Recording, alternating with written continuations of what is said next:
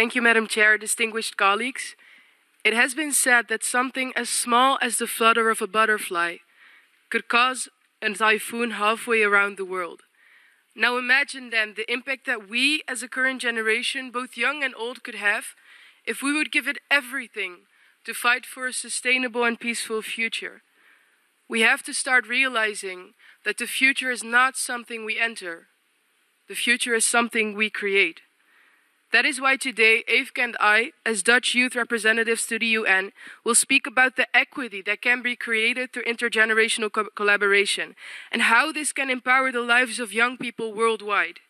Regarding that peaceful future, it is a given that education and the accessibility to it provides people with the ability to rebuild what has been lost and prepare for what is yet to come. However, when we look at the refugee crisis, we see that many refugee children, as of today, still do not have access to education. 40% of them do not have access to primary education, and 77% don't attend secondary school. A generation that is being referred to as the lost generation. Lost because they have lost their right to education. Lost because when they look in the future, as opposed to most children, they do not imagine themselves as doctors, dentists, artists, or teachers. Lost because they have lost their hope.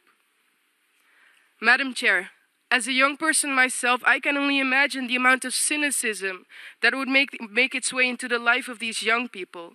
And we must not allow this to happen. Because if we prevent cynicism, we can prevent that these children will go from knowing nothing to believing nothing. They do not only have a right to a future, they also have the right to a future that they will believe in.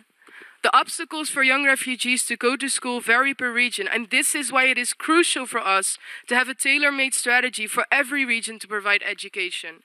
In this light, we encourage UN agencies to intensify their cooperation with grassroots organizations because of their local knowledge, yet to also acknowledge that it is crucial for UN agencies to ask these young people themselves what they perceive as barriers to their access to education and what they need to overcome these barriers.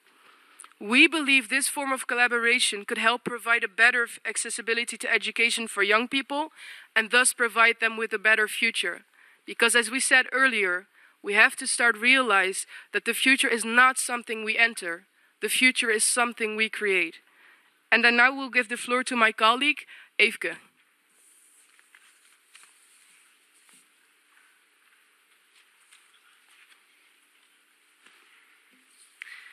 Madam Chair, distinguished colleagues, today we face global challenges that do not only require us to work together as countries.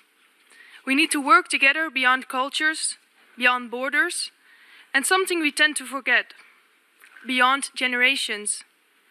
When we talk about equality, let us not forget intergenerational equality. Almost half of the world's population is below the age of 30. They have the right to be included in decision-making processes that influence their future.